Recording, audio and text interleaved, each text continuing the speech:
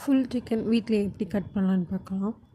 First வந்து leg and தை பார்ட்டில் ஒரு ஜாயிண்ட் இருக்கும், அந்த போனை கட் பண்ணி எடுத்துட்டோம்னா வந்துடும். அதேமாதிரி ஆப்போசிட்டில் கட் பண்ணிவிட்டு